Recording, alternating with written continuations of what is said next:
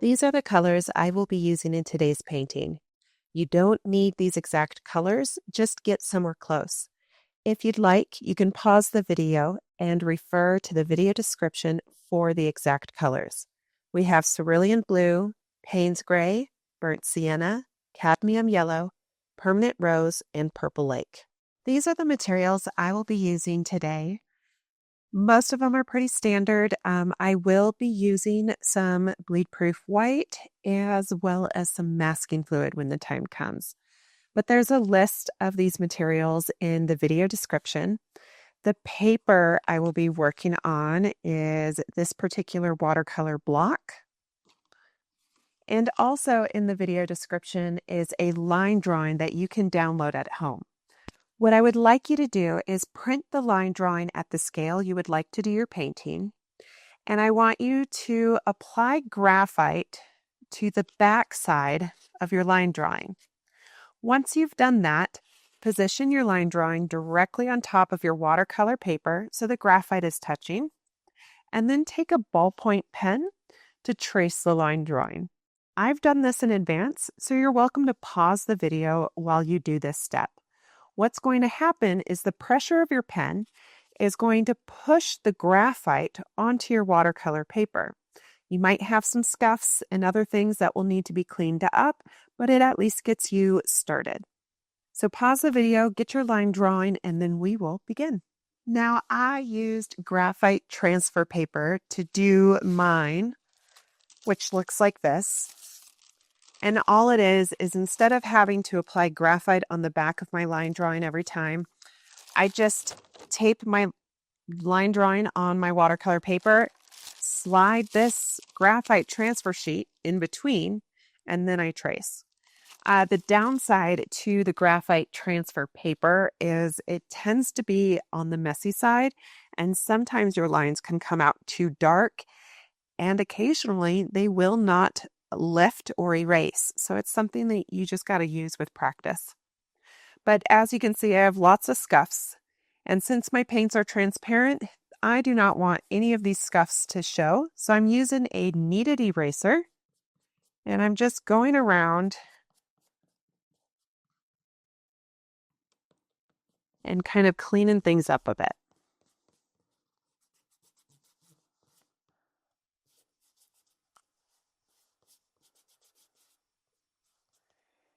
Now the flower I will be painting today is purple, and it has quite a few dark purples in it, but I still want to achieve the softness of this flower without any dark black lines potentially showing up in my finished painting. So I'm taking a moment to use my kneaded eraser, and I'm just tapping it on top of any of the transferred lines that may be a little on the dark side. But I don't want to go so much with my erasing and lifting that we can no longer see the lines. So just kind of lift them with caution. You don't want to have to redraw everything if you want to just dive right into your painting. So you'll see here on the left side, there was a petal where my pressure was a little heavy-handed using the graphite transfer sheet, and the lines are not coming up as easily, but I was able with some effort to kind of lift them a little better. Okay, so now that I have my watercolor paper kind of prepped, my goal is to paint the background first. Now, going around the very edges of my flower with confidence and quick speed without touching my flower can cause some stress and make me work at a pace that is uncomfortable where I make mistakes. So I like to apply this drawing or masking fluid to the outer edges of my watercolor flower. Now, masking fluid can damage your tools and paintbrushes. So one of the things I do is I put a small amount of dish soap in a side cup of water, and I take the brush I plan on applying the masking fluid with, And I coat the brush in this soapy water really well before I dip it into the masking fluid. This is going to help protect the bristles of my brush so I don't have to worry about my brush being ruined, and it will help ensure the masking fluid rinses from my brush completely.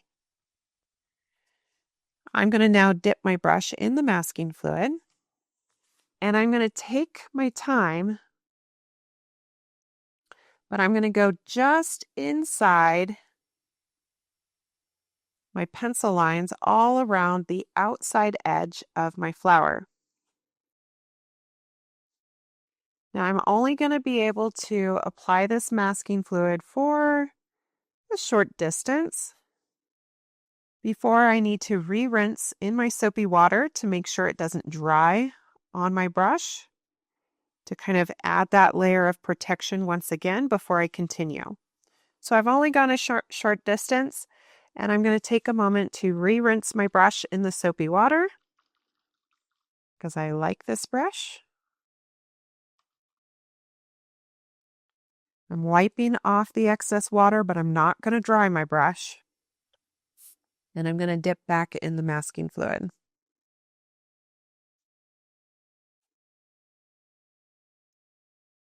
I am going to mask the stem.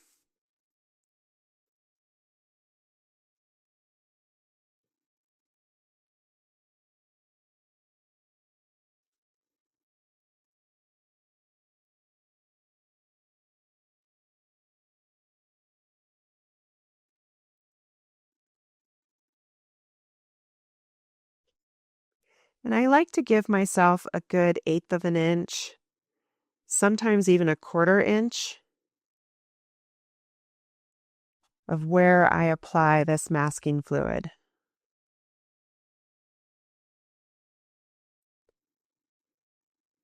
Just to make sure it's wide enough to accommodate maybe my sloppy brushwork.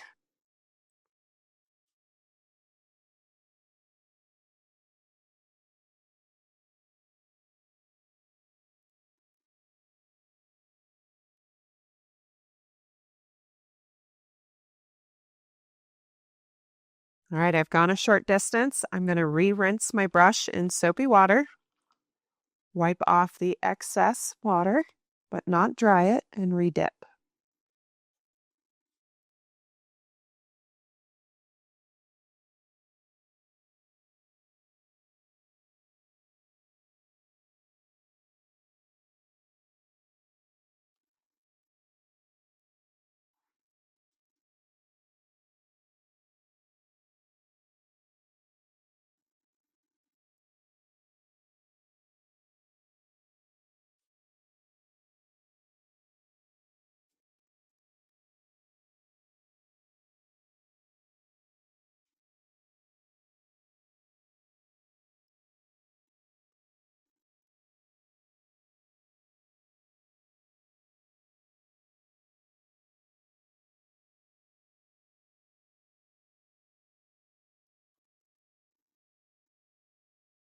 I'm going to re-rinse my brush again.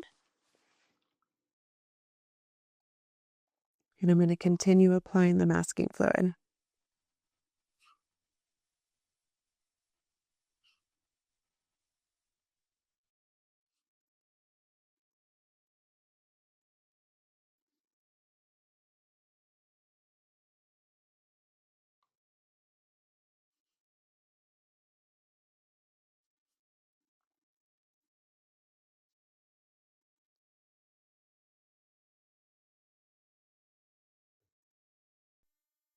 If you enjoyed this tutorial, please hit that subscribe button and give me a thumbs up.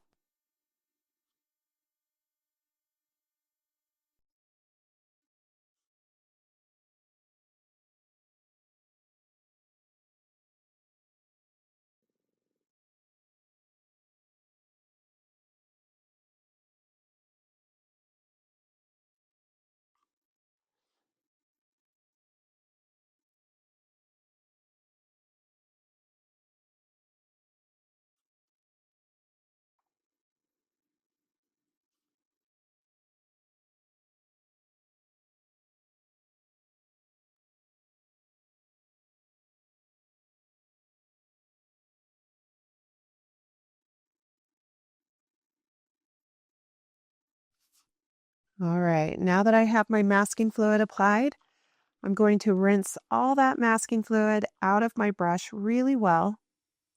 And I'm going to go an additional step, which is rinsing all the soapy water out of my brush. Because soapy water and watercolor paints make the paints do weird things.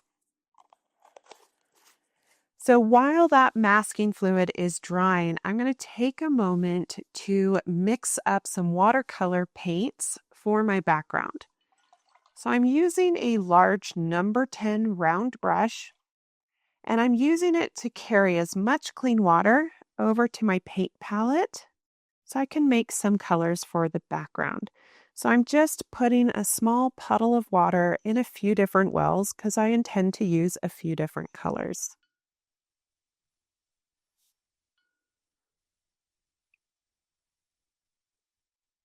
Okay, so one of the first colors I'm going to use is a soft yellow. For this, I'm going to use my cadmium yellow. So I'm just taking my wet brush right into a cup where I put my pigment, and I just am grabbing a little bit and dissolving it into my little puddle of water. Now, initially, the color right off the bat might look really vibrant.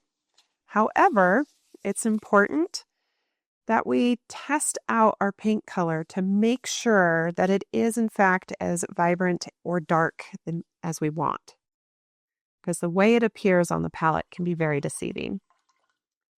The next color I'm going to mix up is going to be the burnt sienna. So this is kind of like a rusty orange brown color. I use it often.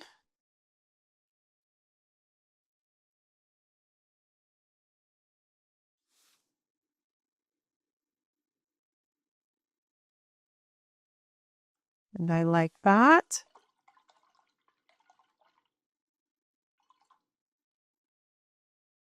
The next color I'm going to mix up is a cerulean blue, but I want to create more of like a periwinkle blue. So I'm going to be adding the smallest amount of purple lake to it.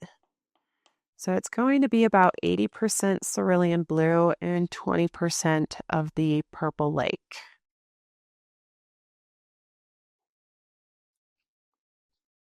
And if I'm mixing these colors a little fast, you can always just pause the video, giving yourself time to mix each individual color rather than trying to keep up, because we all work at different paces. Okay. So now that I have my colors mixed up and it's just the three there, I'm going to make sure that my masking fluid is completely dry. So when I tip my paper, most of my masking fluid is now kind of the same color. However, in these two locations, it's just slightly darker, which lets me know that it needs a little bit more dry time. So to accelerate things, I'm going to hit it with the blow dryer. Now that the masking fluid is completely wet, I'm going to use my large number 10 round brush to just saturate the background. And you know what? This is probably going to go faster with my large flat brush. So I'm just going to switch to my large flat brush because it'll get me further in less time. But use a brush of good size and just give some good saturation of water to the background. If we hit the masking fluid with the water, we do not mind. That's why we put it there. Our flower's still protected. We just don't want to go past the masking fluid into the center of the flower.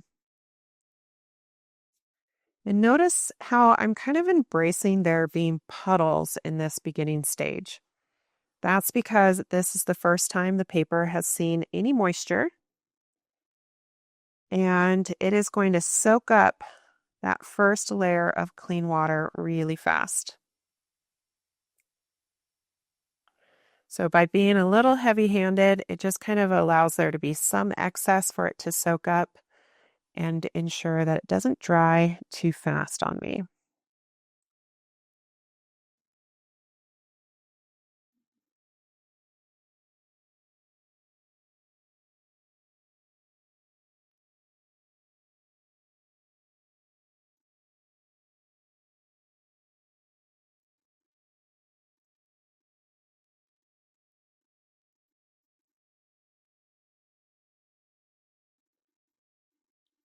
Okay, so I'm just going around looking from a side glance to make sure everything is nice and glossy.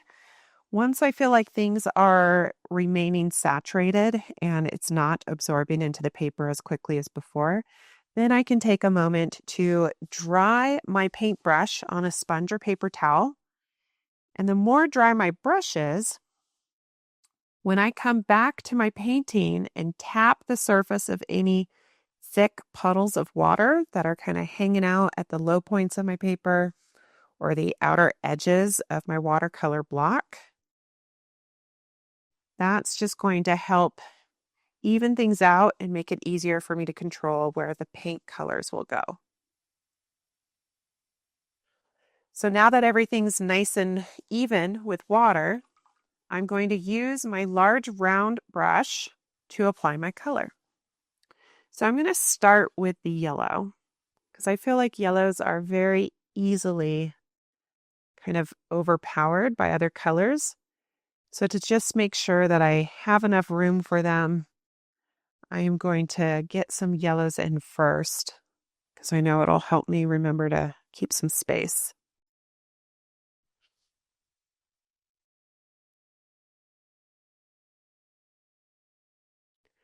Notice how the shapes I'm creating in the background are very abstract. They're not the same. I'm not creating a pattern or dots.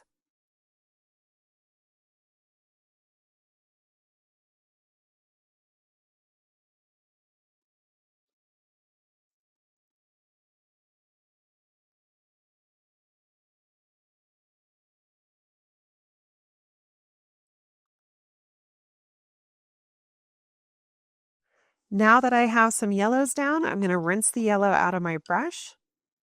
I'm going to tap my sponge to remove the excess water. And I'm now going to grab that periwinkle color. Now, something I need to be aware of before I just dive right in is this is ultimately a color that is mostly blue. So if I want some of this periwinkle right in this area, if I come in at this current moment with as much yellow there's not going to be any room. And when I overlap that periwinkle color on top of these yellows, it's going to make some funky green colors. So I'm taking a moment to make sure to use a dry, clean brush to kind of push back on some of those yellows so that in the areas where I would like there to be some of this periwinkle blue, there's going to be space for it. Because I would prefer to mix the yellow and blue minimally because I don't want a whole lot of greens in my background. I want it to be mostly warm colors.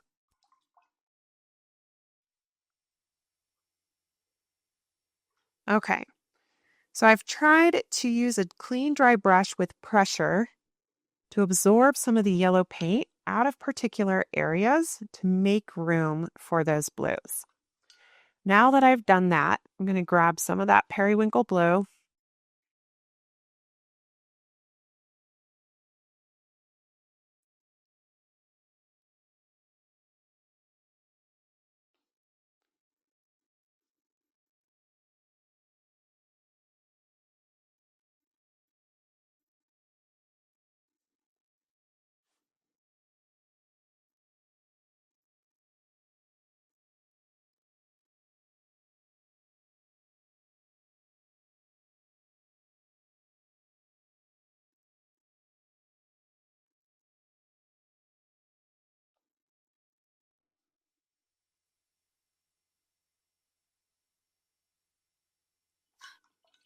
Now I'm going to rinse all the periwinkle blues out of my brush.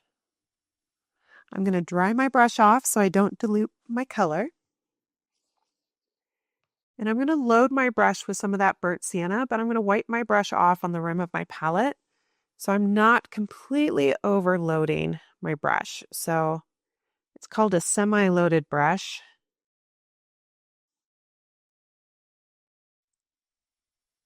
So right now I'm not trying to perfect shapes. I'm not trying to perfect blends. I'm just getting the color down close to the area where I may want it. And then while things are still damp, I'll come back with a clean, damp brush to kind of give a little bit more control and change values and blend things a little bit more.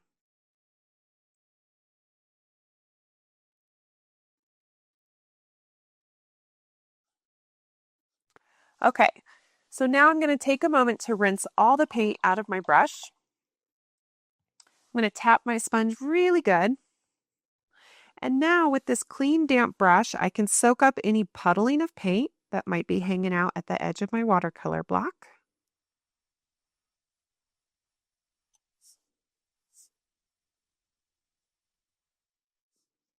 Once I've soaked up the puddles, I can then use this same brush, rinse it again, and I can now kind of push and pull some of the colors around to blend them in with one another. So there's just a little bit more cohesive texture. Now my goal is not to blend everything. I don't want to lose, some of the vibrancy of the yellows, but I am kind of bringing some of the colors together. And if I have some cool effects that were happy little accidents, totally fine. I'm not going to mess with them. I'm just going to let them be rather than, blending them out and making them disappear. So I'm trying to be mindful of pausing as I go around and blend and ask myself, is that an interesting, beautiful detail as it is? If it is, then I'll just let it be. But if I feel like, it's kind of boring, then I might blend things out and give it a little bit of a different style.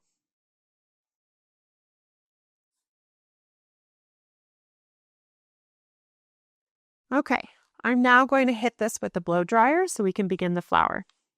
Now that everything is completely dry, I'm going to use just the pressure of my fingers to remove the masking fluid from the outer edge.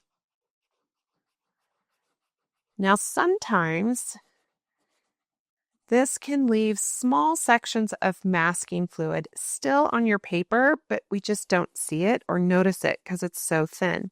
So if you want to be 100% sure that you've removed the masking fluid, I recommend using what is called a rubber cement pickup. These are just hard rubber blocks that allow you to kind of rub like a traditional eraser, and it just really is good and efficient about removing the masking fluid versus your individual fingers.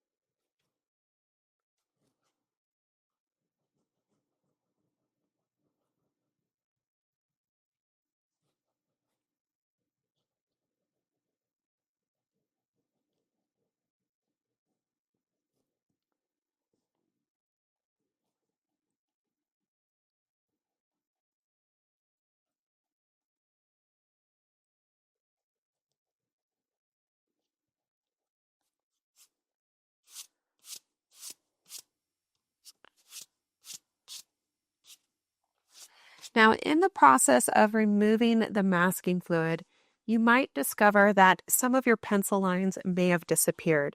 So if you need to, you can refer to the line drawing and kind of re-sketch some of the essentials.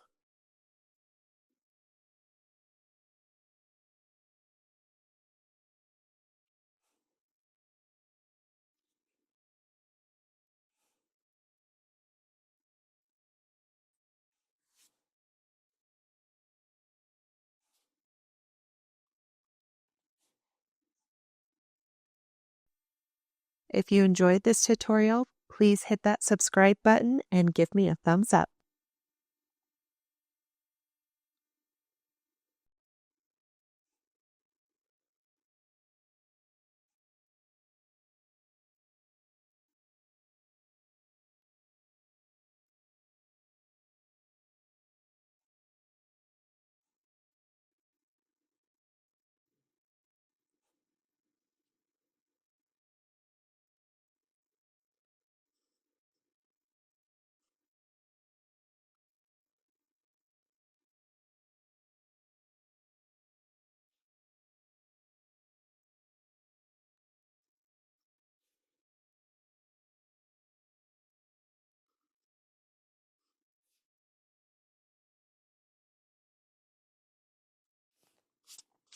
All right, so I've redrawn all my pencil lines. None of them are too dark. If there's ever any moments where I feel like they are, I can just come back with my kneaded eraser and clean it up a bit.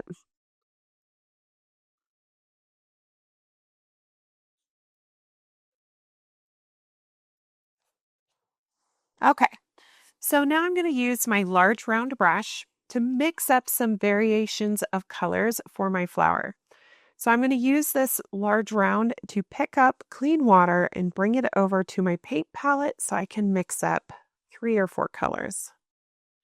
The reason I do it this way instead of kind of mixing on the fly is it just ensures that I have consistent color throughout my subject, but you're welcome to mix your colors any way you prefer. So I'm going to use a purple lake as kind of the primary base color for most of my flower. And because of that, I'm going to use purple lake in multiple wells of my palette. And then I'm just going to slightly adjust the color by adding colors to this purple lake to mix it up. So for example, one of my purple lakes, I might want to be a darker color for the shadows. So I'm going to grab some of that cerulean blue, add that to my purple lake, and it's going to give me more of a grape purple. Now, I never want to assume my color is the value that I want it, so I always try and test out my color before I go too far. Once I'm happy with the value, I'm going to rinse my brush, and I'm going to add another paint color to one of my purple lakes. So this purple lake, I want to be a little lighter and a little more on the pink side. So I'm going to grab some of that permanent rose color. I'm going to mix that in. And I don't want it to be too dark. I want this to be used on the petals that might be in the sunlight. So this is a bit dark for my preference. So I'm actually going to add some water to that mixture to lighten up the value. And that feels a little better. And then the last color I'm going to have is really going to be pretty strong on a blue.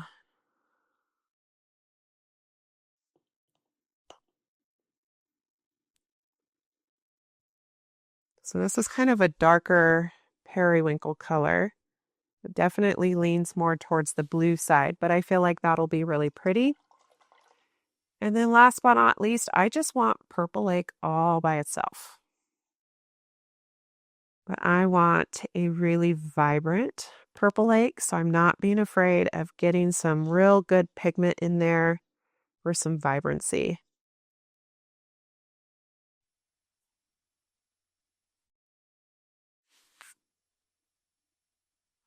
All right, so those are going to be our 4 colors that I'm going to use on the petal. So now I'm going to get all the paint out of my brush. And I'm going to personally choose to work with a smaller round brush for better visibility. So I'm starting with a small number 6 round. And I'm going to start with the petal in the back. Since I'm right-handed, I like to start on the petal that is furthest from me so I don't accidentally rest my hand in it and smear the paint or water. So my goal here is we're going to do a wet into wet technique where we apply clean water to the petal and just one petal at a time. So I am just focusing on this rear back left petal, and I'm doing my best not to get any water in the background or on the surrounding petals. So I really take my time with this step. Getting sloppy with your water is just as bad as being sloppy with your paint. So your application and brush control when you apply the water does impact the results. So don't rush this step. Take your time. Rotate your painting if you have to. Adjust your lights for better visibility. Whatever you got to do to just work comfortably and confidently. And like anything else, it takes practice.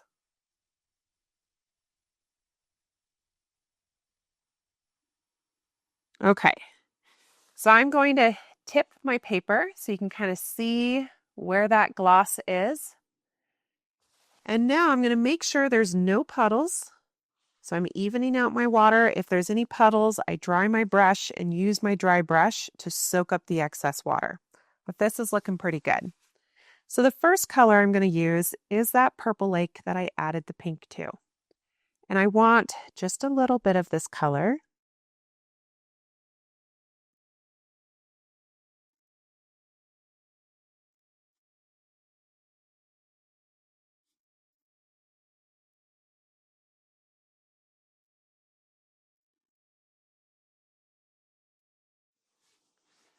Okay, now I'm going to grab a little bit of the purple lake with the blue, so kind of the grape purple. And I'm going to stay around this top upper edge. And initially when I'm applying this color, I'm concerned it's not dark enough. Well, that's a little better. So I want a nice vibrant color.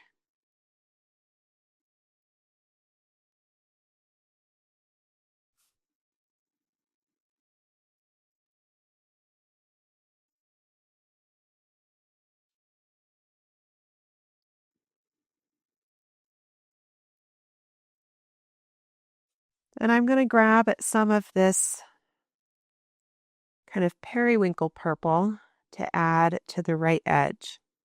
And it looks like my paper is already starting to dry, so I need to kind of boogie, get my color in so I can get out and avoid blooms.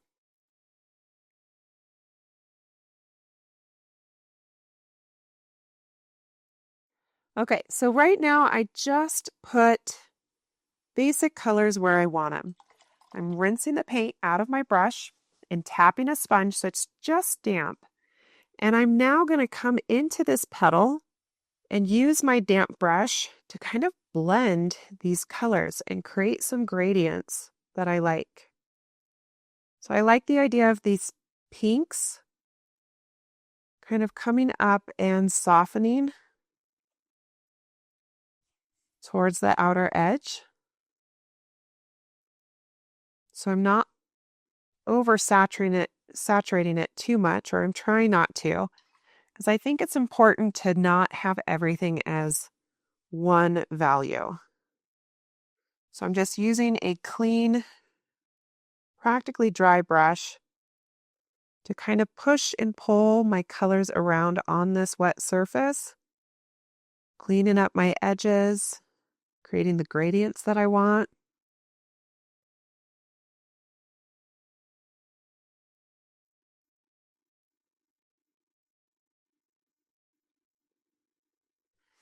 And then before I get out, I'm going to grab some of that really dark purple lake that is by itself.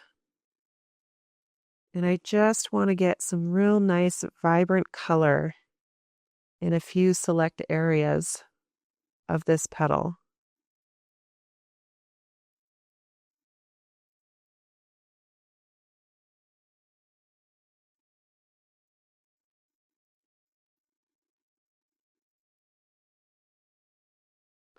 And occasionally I like dragging my brush through the wet surface in order to try and create some petal texture. But just like anything else, it just takes practice. So right now I'm using a dry brush to kind of control where this dark purple light goes. I'm trying to maintain a little bit of a lighter space through the center of the petal.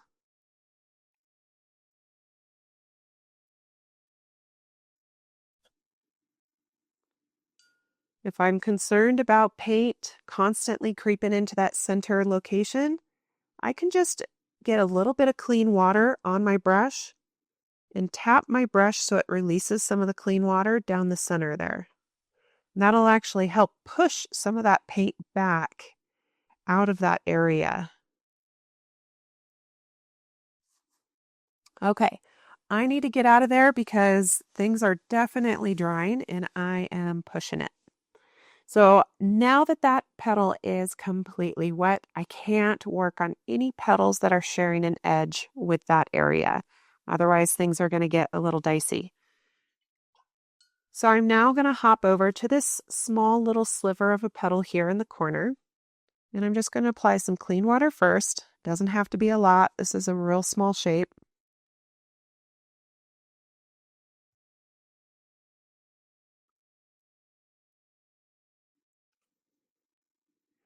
I'm going to get that pink and purple lake to kind of fill in this shape.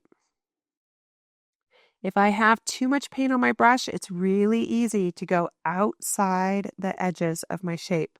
So once I get some color in, I kind of dry my brush off and remove the excess paint from it by tapping my sponge. And then by coming back with a relatively dry brush, it ensures that you don't drop excess paint right on your edges, which often leads to going outside your boundaries.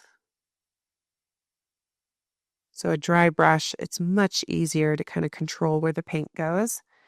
And then before that dries, I'm just going to add a little bit of the blue purple or periwinkle purple, and I'm going to let that dry.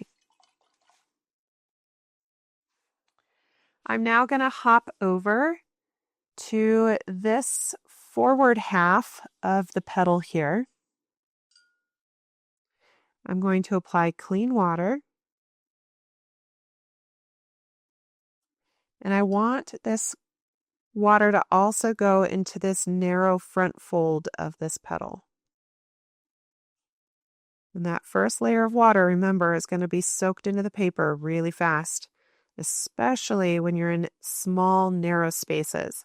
So by tapping your brush, it's going to help release the water in those narrow spaces, ensuring that it's a little thicker and it stays wet long enough for you to get your colors in. And I have a small narrow fold on the far left edge that I don't want to forget about. So I'm just tapping my brush to encourage a puddle so it stays wet.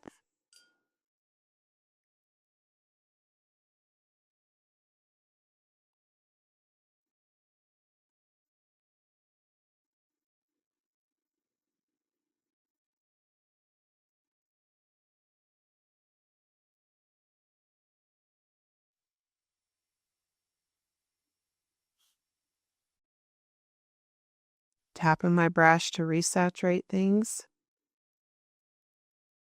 Once I notice that everything is glossy and kind of staying that way, now I can bring in my paint colors.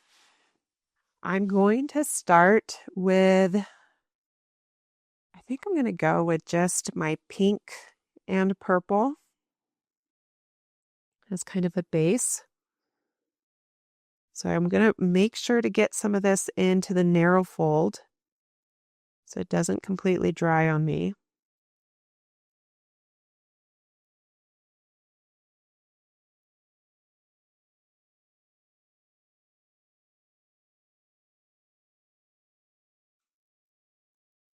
I'm making sure to be aware of where my flower is wet so I don't rest my hand on that wet petal that is currently drying. So I'm holding my hand up off the page a bit.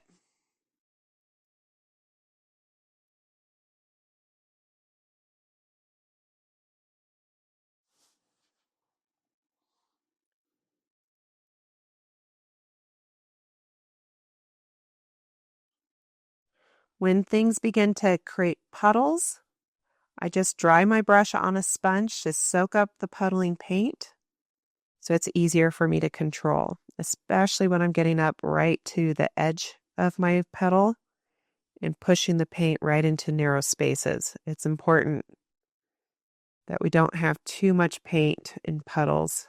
Otherwise, it's really easy to get outside your shape. Now that that color is in, I am going to grab a more vibrant purple lake. So this is the purple lake that is just by itself, but with a lot of pigment.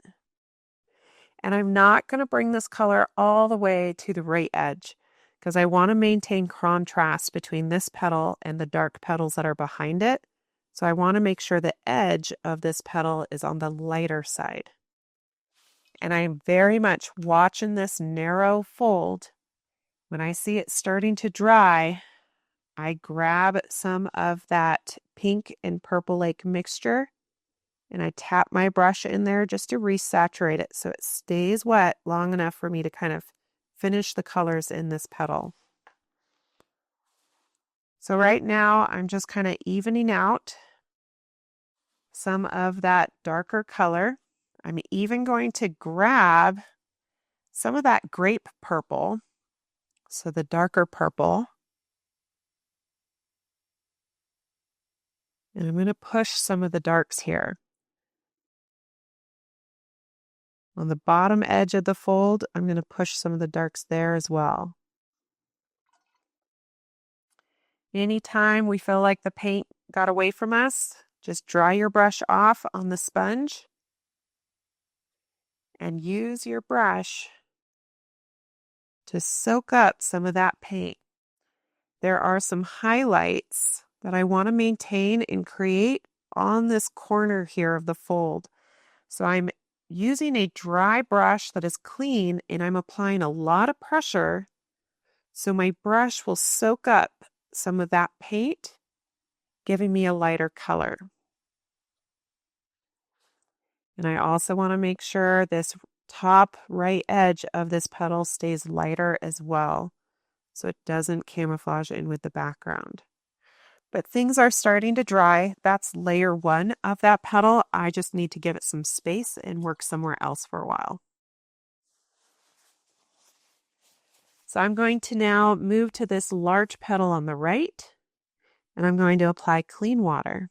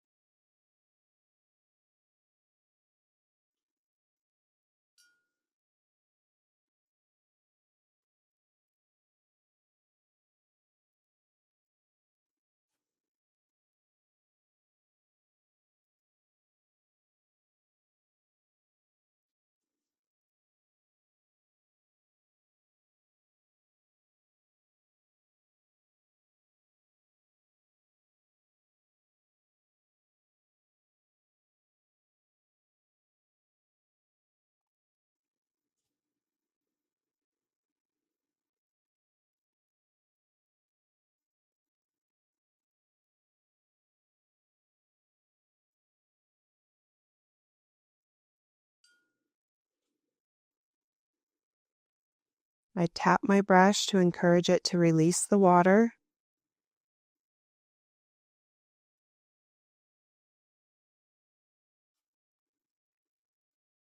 Once I feel like everything is saturated, I want to remove any of the excess puddling.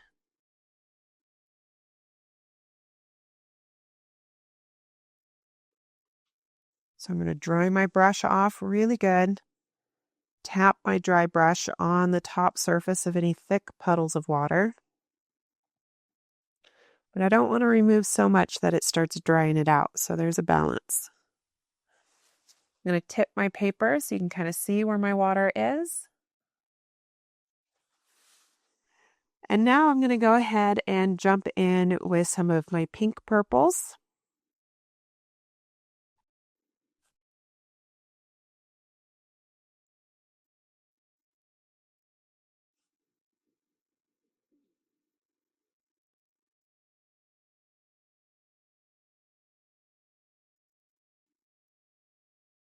I'm trying to take my time up against this edge. Trying to kind of trace the edge so at least it looks smooth.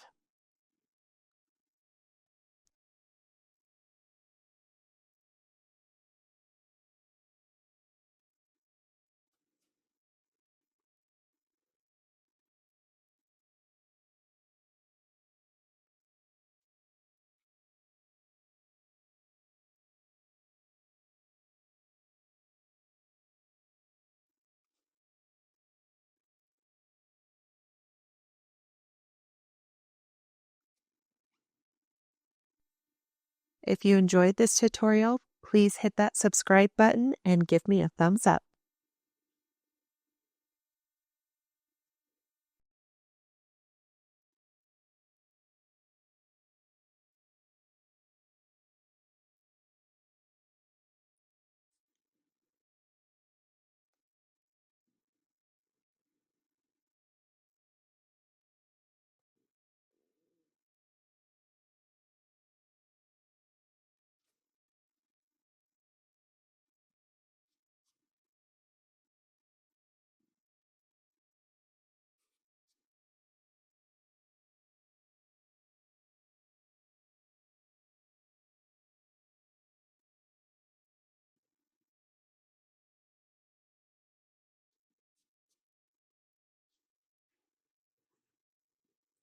So now that I have that pink purple all over, I'm being very aware of the end of my petal where things are narrow because again, that's a space that will dry very fast.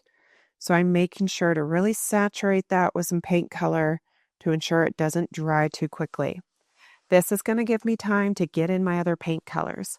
So now I am actually going to make sure that the rear petal is slightly lighter than the front edge of this petal. So with that being said, I'm going to push the darks of this edge by applying some of my grape purples.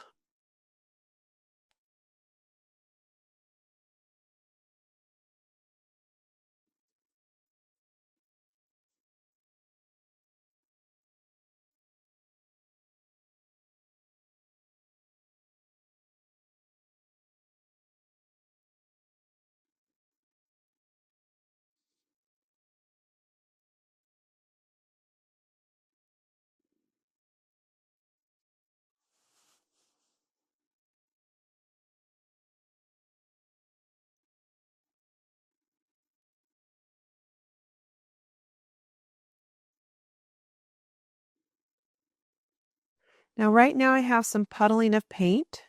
I'm going to soak some of that excess paint up using a dry brush.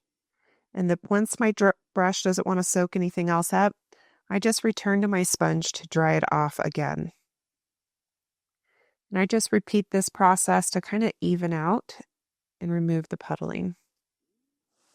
Now, this end of my petal is beginning to dry, so I need to be mindful of that. If there's any changes of color that I need to establish, I need to get them in now. With that being said, I'm going to grab some of the periwinkle purple. I'm wiping the excess paint off my brush, and I'm going to come in to just the top edge of this fold and tapping my brush just to get a little bit of color there.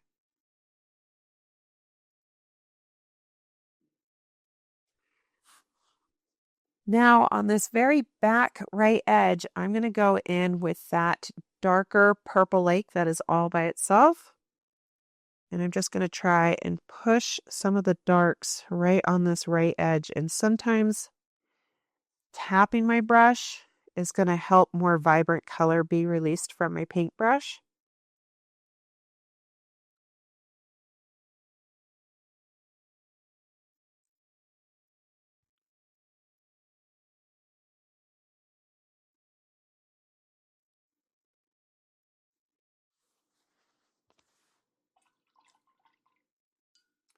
Now I'm going to rinse the paint out of my brush and dry my brush off really good. And since things are beginning to dry, I need to kind of call it quits and get out of this petal. So I'm just going to use my clean, dry brush to identify where I want the edge of this particular petal fold to be. So I'm just drying my brush and using it to drag across the wet surface with firm pressure, just to kind of maintain maybe where I want that little highlight. And then before I get out of here, I'm going to grab some of the periwinkle blues and I'm just going to tap my brush along this edge that I want to be dark.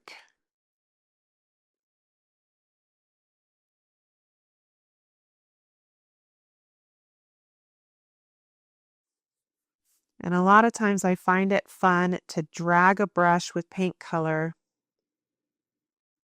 through the wet surface with light pressure so that my brush kind of releases some of that color, just to kind of imply some petal texture there. Once I find the shape and color interesting, I kind of stop playing. I especially stop playing when I see things lose that glossy shine. So now I'm going to be mindful of where it's wet so I don't rest my hand in it. When in doubt, just hit it with a blow dryer if you need to. But I'm now going to pop back to this rear petal here since the first petal has dried, and I'm going to apply some clean water.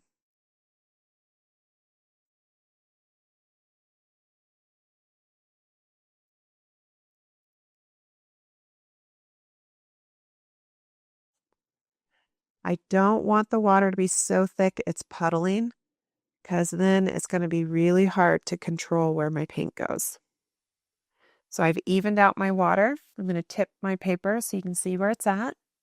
And I'm going to grab some of that pink purple.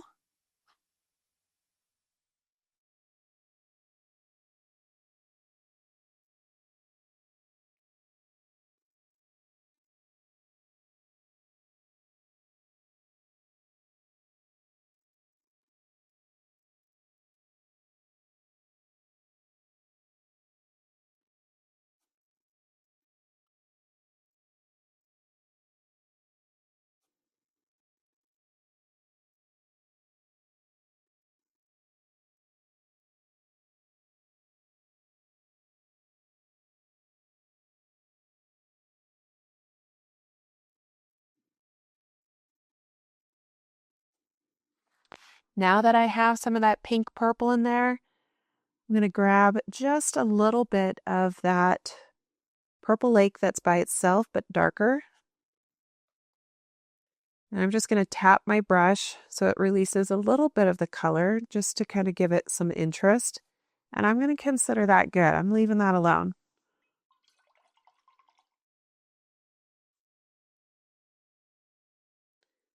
And I'm just going to kind of clean up this little bottom corner because it's going to bug me.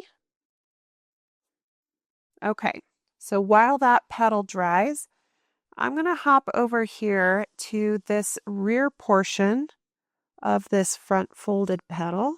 I'm going to apply clean water.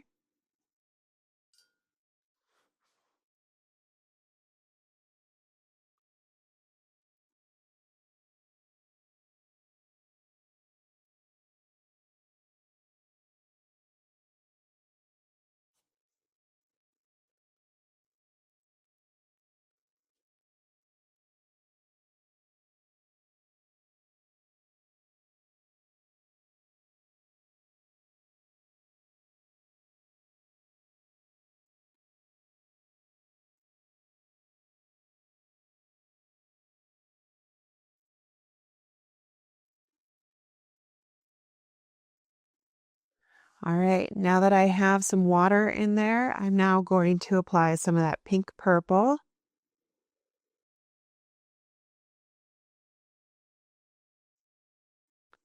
Try not to rest my hand in any areas that are wet. Going very slow up against my edges. If my paint is really thick and puddling, I got to soak up some of the puddles so it makes it easier to kind of control where the paint goes.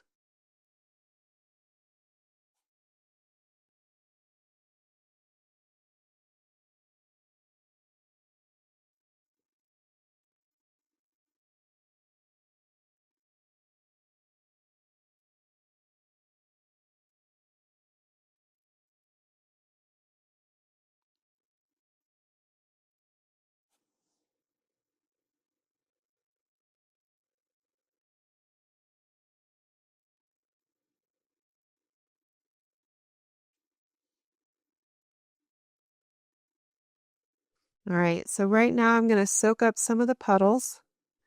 And I need to make sure this back portion of the petal is darker so there's contrast between the front fold.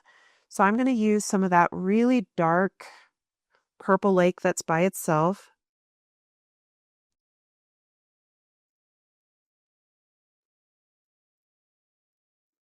And I'm going to push these darks. If there's puddling, I try to soak it up so I can kind of see where I'm at.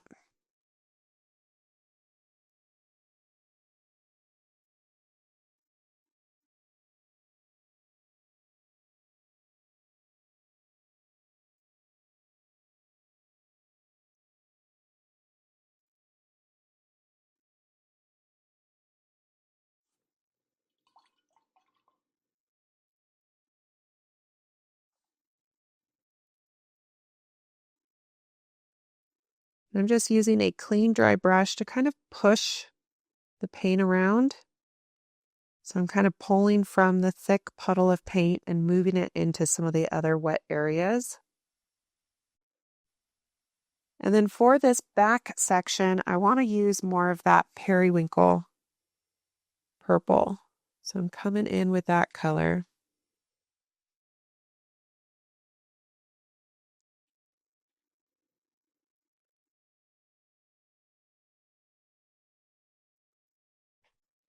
I'm going to rinse my brush, soak up the puddling paint.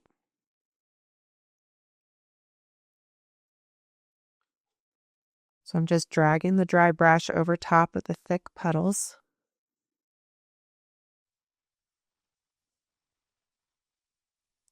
And while things are wet, I can just drag my brush with some of that darker purple to kind of give the illusion of some of those petal wrinkles or textures.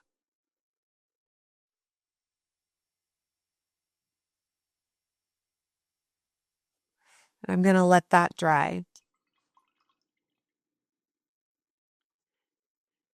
Now this left petal has a small point of contact with the area that's wet, so I'm going to give that some room. This petal here on the right is in contact with a wet area as well. So I'm going to focus on this rear little petal. It's just a sliver of it popping out. It's such a small petal. I don't know that water is even really necessary, but I'm going to paint this one like a dark grape purple.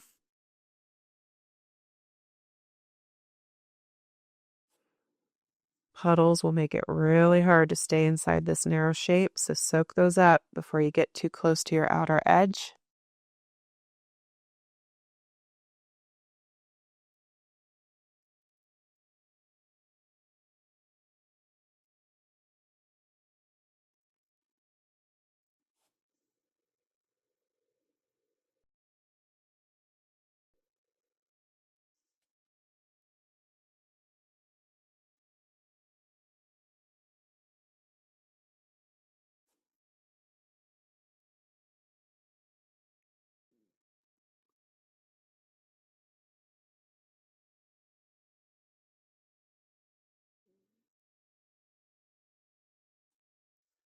I'm going to let that dry.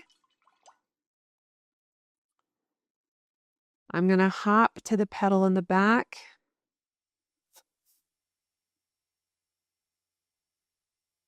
I only need a small amount of water, nothing too crazy.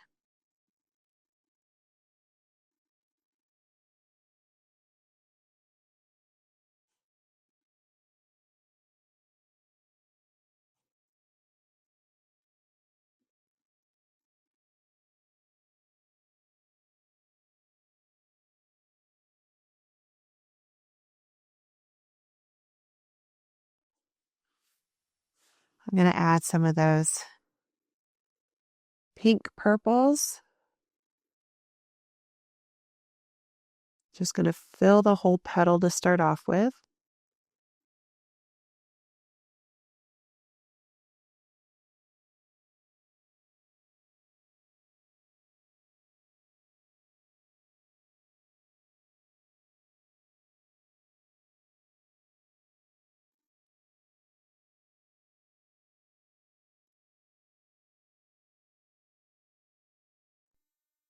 If you enjoyed this tutorial, please hit that subscribe button and give me a thumbs up.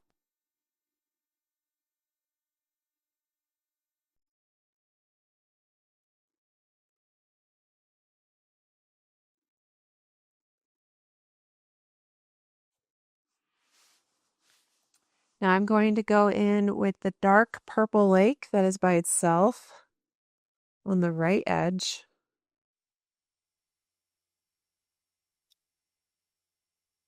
And actually, I don't think I brought this color up as far as I need to, or the water as far up.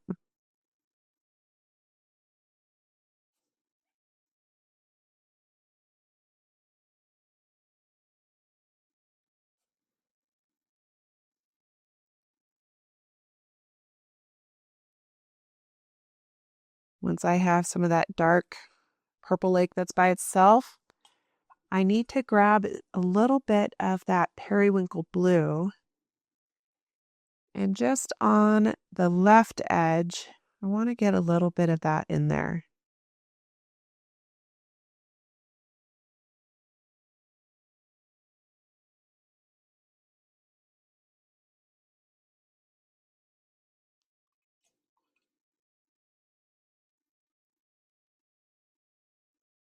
I'm going to soak up any puddling of paint.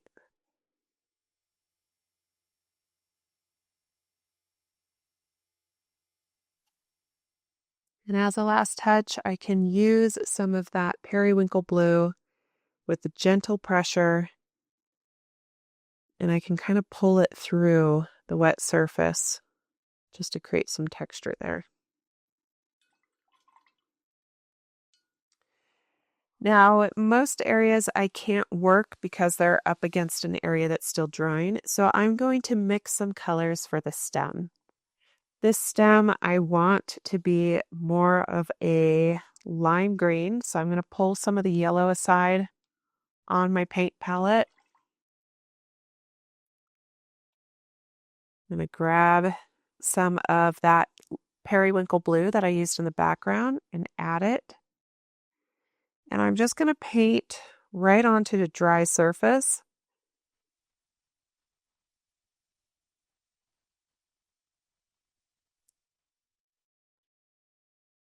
If you need to switch to a smaller brush, switch to a smaller brush. This is a tight area.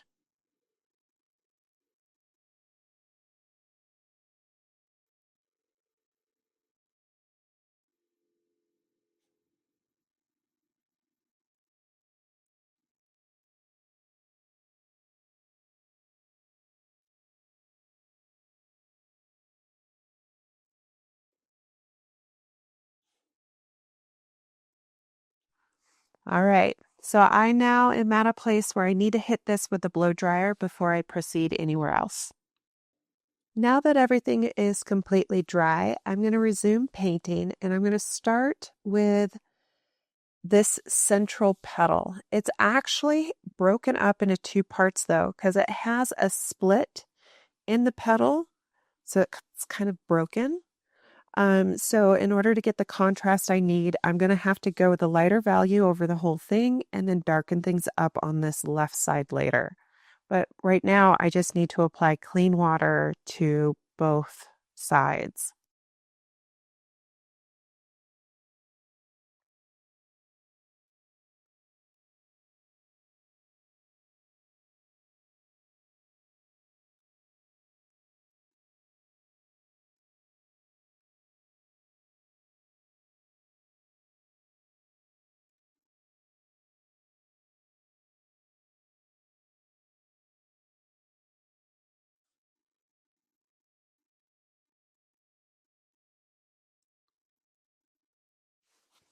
If you accidentally get water into part of another petal, just dab with firm pressure and then re-wet.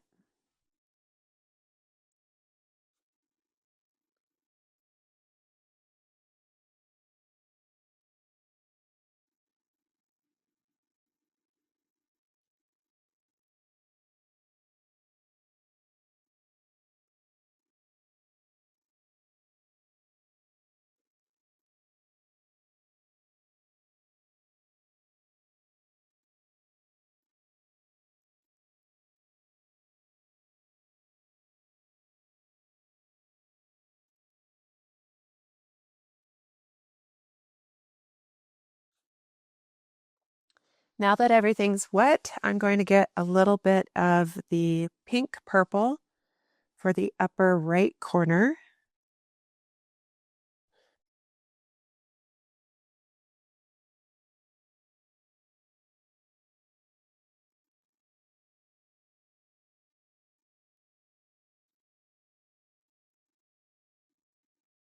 And just remember, having puddles of paint makes it really hard to keep your paint inside your shape. So occasionally you may have to dry your brush off on a paper towel or sponge just to make sure that those puddles don't kind of extend your paint into areas you don't want it.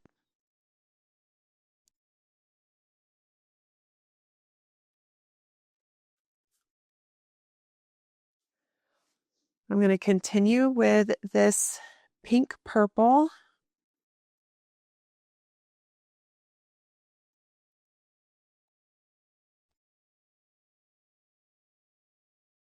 Now on the upper left edge, I want that to be more of a periwinkle purple. So I'm going to grab some of that color.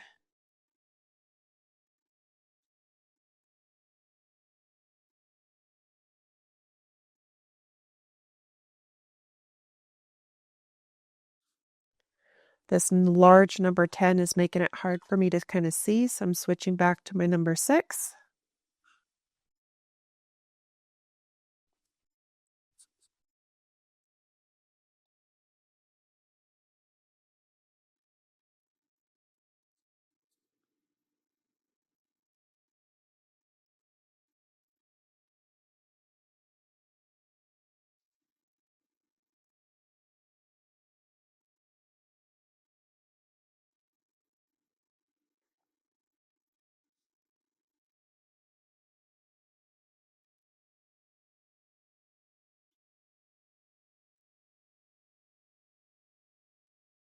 Trying to push this paint right up to that bottom petal without going into it.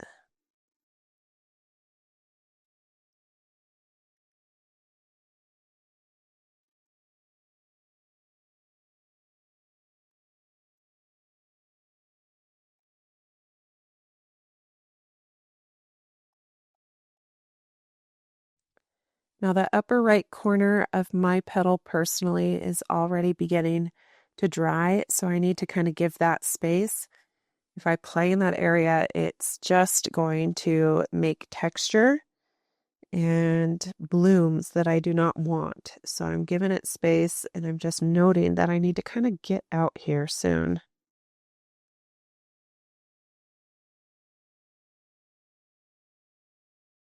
So for the bottom of this flower petal, I want some really rich color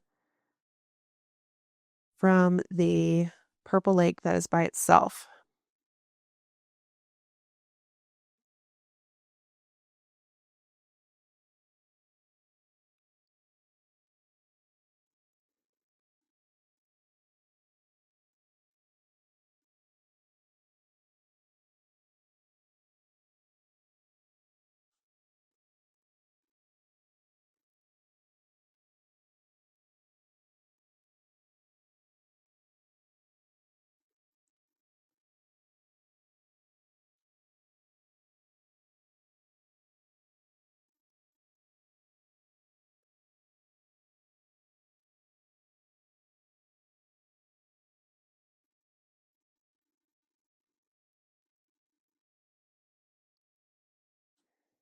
Now I'm going to dry my brush so I have better likelihood of kind of controlling these puddles.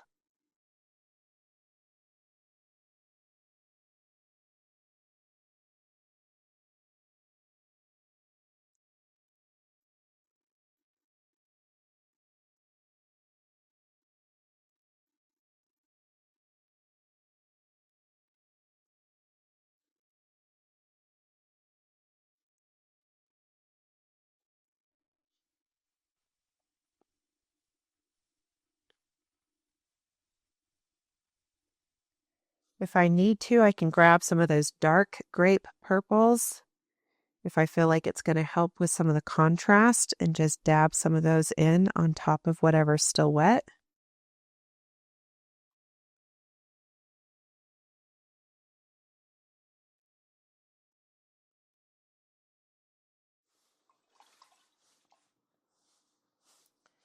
Now here on the right side, you're going to see that my wet paint is coming in contact with the area that has begun to dry. Now, I could go in and fiddle and try and get rid of that, but I know from experience that it's always better to come back with a damp brush after this completely dries, even with that effect, for me to soften it. If I mess with it now, I'm only going to make it worse. So I'm staying out of it.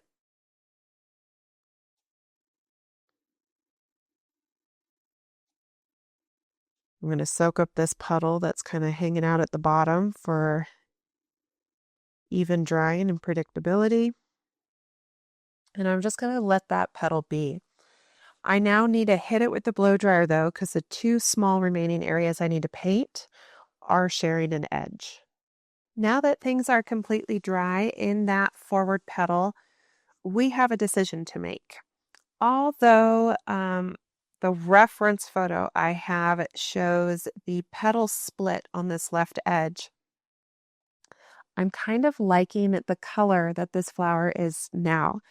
And since I'm the artist, I get to pick and choose which details I want to paint that are in my reference photo and which details to edit out.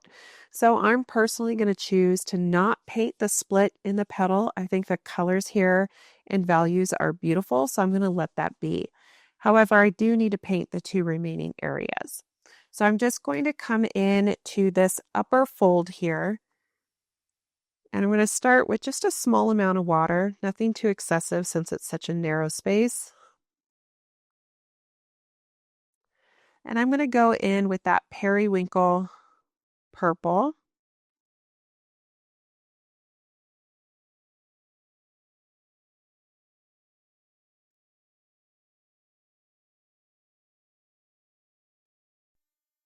If you enjoyed this tutorial, please hit that subscribe button and give me a thumbs up.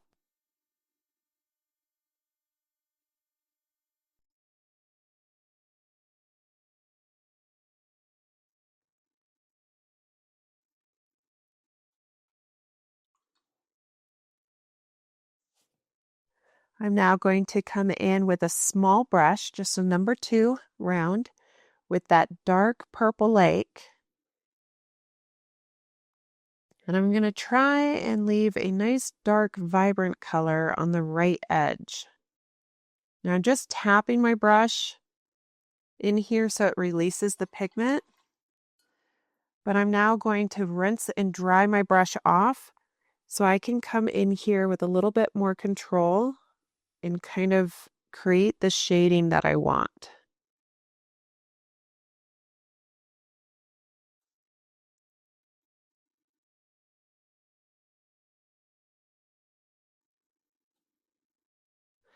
Now I have this small little sliver down here at the bottom.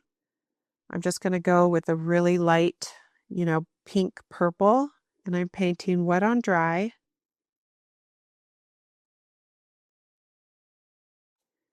And I need a little bit more of darker color so it doesn't blend in with the background as much.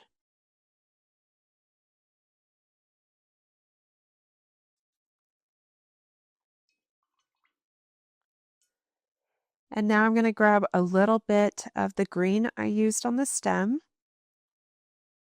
And I'm going to stay central on the stem. So I'm not bringing the paint color all the way to the right and left edge. And that's because I want to give the effect of some shading on this stem.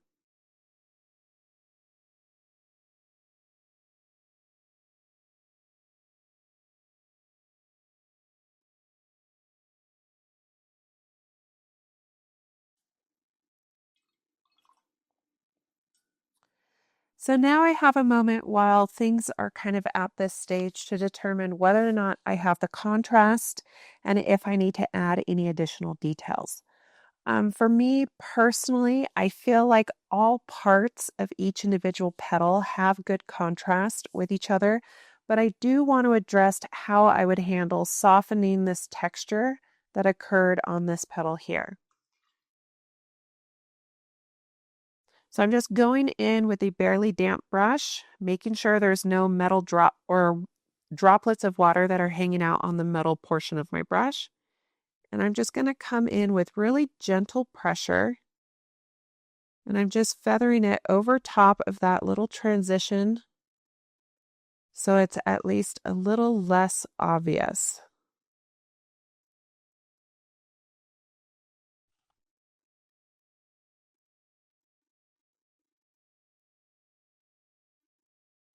And at least now it's not as obvious. I can still see it because I know what initially happened there, but I'm going to let that be. So now I personally would like to give the illusion of some shine to my petals.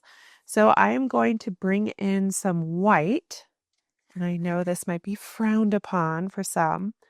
So I'm going to be using this bleed-proof white just because it's a little bit more opaque for some areas, but you could also use just a white gouache. Just make sure it's a watercolor gouache and not an acrylic gouache. So I'm going to start with this rear petal back here. I'm taking a wet, small brush, just bringing some water right into this little cup of white paint, wiping away the excess so my brush is still at a nice good point. And one of the first things I want to do is I just want to give a little bit of a white highlight for the center of this back petal. So I'm just doing kind of a thin line.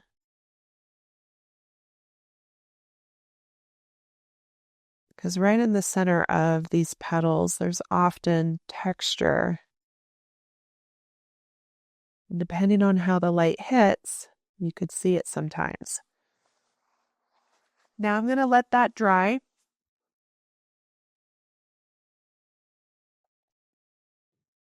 I'm going to continue using this white just to kind of bump up the contrast in some areas that are up against the background. So I want to kind of give the illusion of a little bit more of a glow.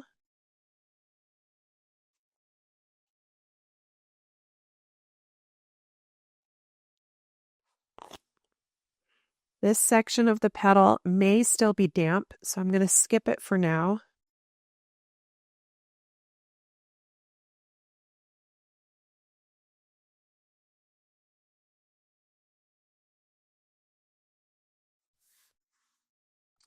I want to create a little bit of a shine on the underside.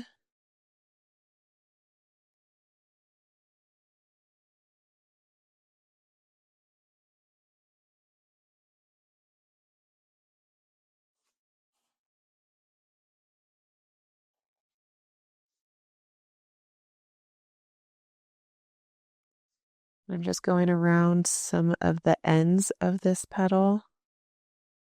So it just looks like the light is making it glow.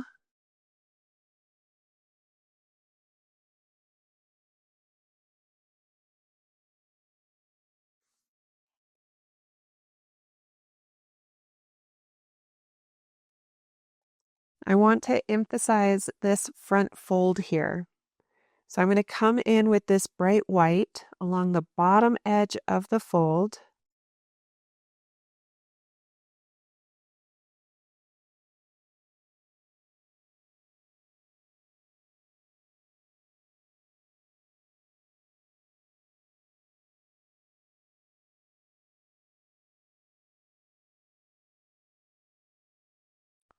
And now while this is wet, I'm going to rinse my brush and I'm going to treat this paint like I would watercolors. I'm going to kind of soften the edge of this white. So I'm going to come in here with a damp brush, staying on the upper edge of this paint stroke. And I'm basically pulling that edge out to soften it so it kind of fades with the colors of the petal in this area.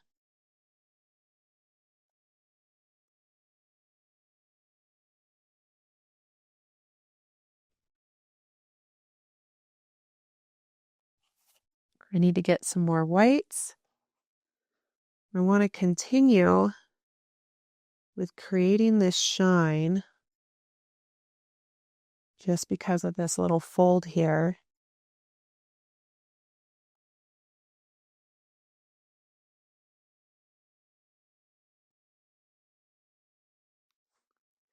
And I'm going to rinse the brush again, and I'm going to do some edge softening. So I rinse the brush and I tap a sponge to remove the droplets of water.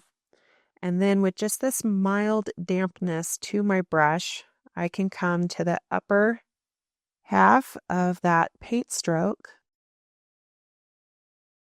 Before it dries, I can kind of feather and blend that top edge.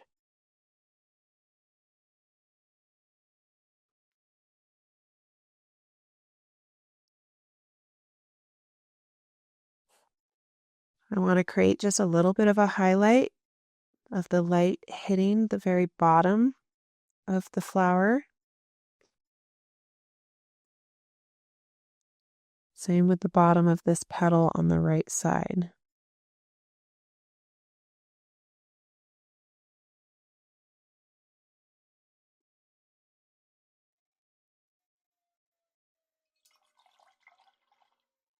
I'm going to rinse my brush real good, and I'm going to do some blending or edge softening. So I'm just kind of pulling some of that color up.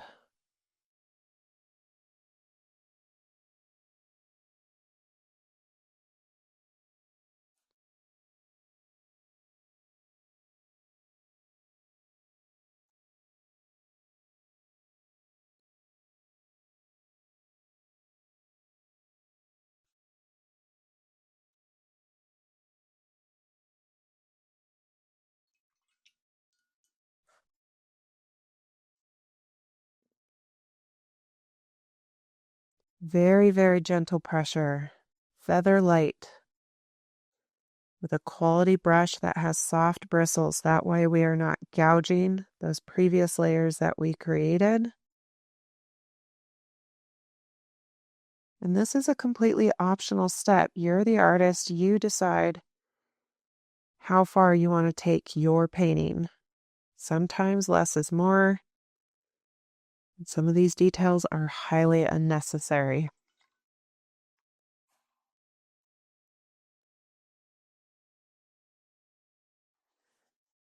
Just for the glowing effect, I'm going to add a little sliver of some white on just part of this central petal.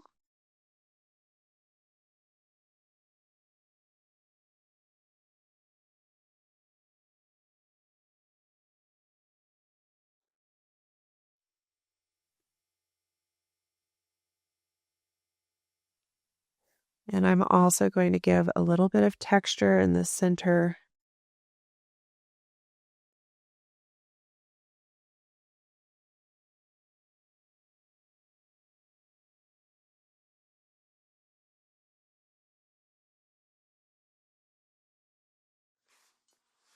I'm going to rinse my brush. And then with a damp brush, I'm just going to pull the bottom edge of this white so it kind of slowly fades in with the rest of the petal.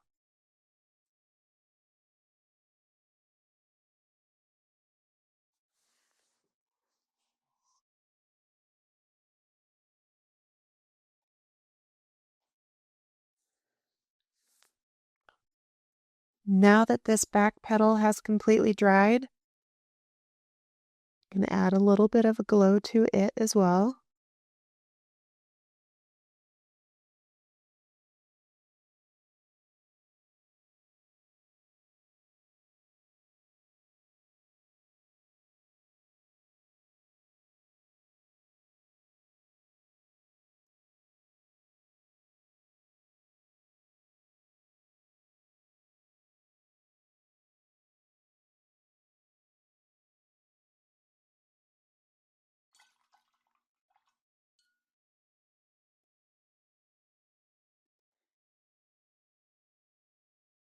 Just taking a damp brush to kind of pull some of that color up and make it fade.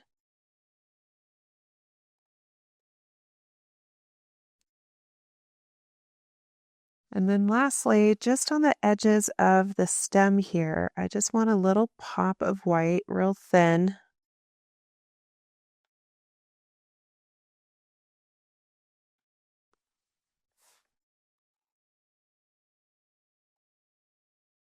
And I'm also going to go a step further to add just a little bit of small dotted texture to kind of indicate some shine that is coming up from the bottom of this petal. But notice how I'm not going to smooth it out, and I'm following the contour of the petal.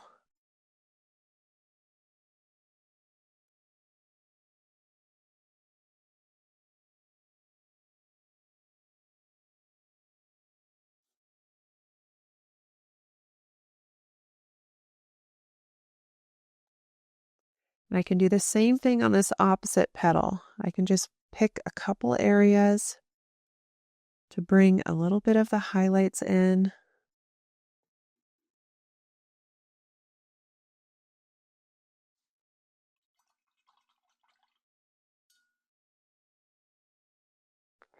I like to use a damp brush to kind of blend that end to the white so it kind of fades and tapers.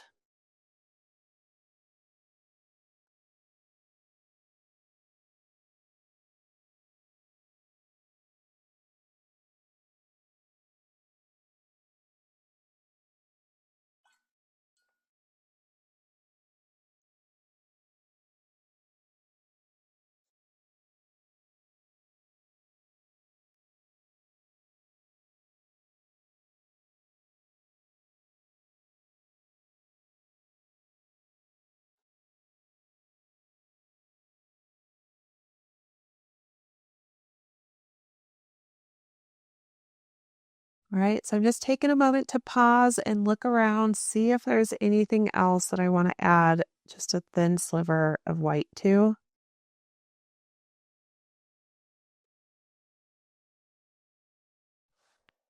But I feel like here, this is a good place to stop. And lastly, I am going to add some Payne's Gray with some water, so it's watered down.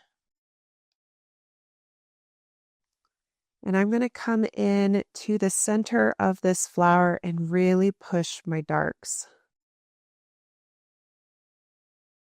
because there should be an area of shadow in here. And I don't want to forget about my shadows.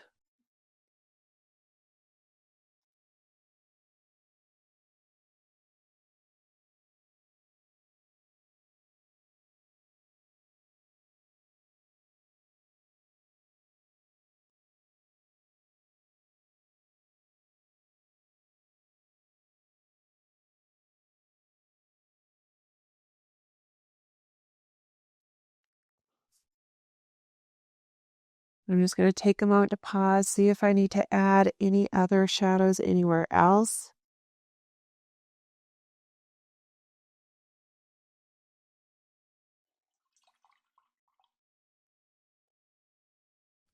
And I'm just using a damp brush with feather light pressure to kind of blend some of these shadow edges.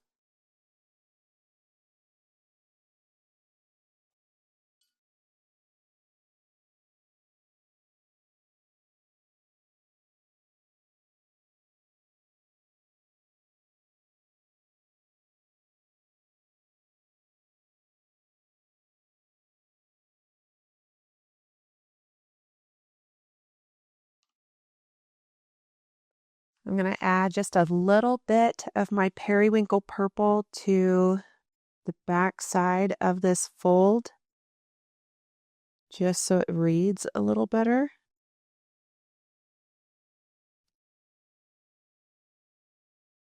I'm going to do the same thing on the opposite side. I'm just Taking this periwinkle purple right to the backside where it should be in shadow more. Just adding some color. I'm just painting right onto the dry surface.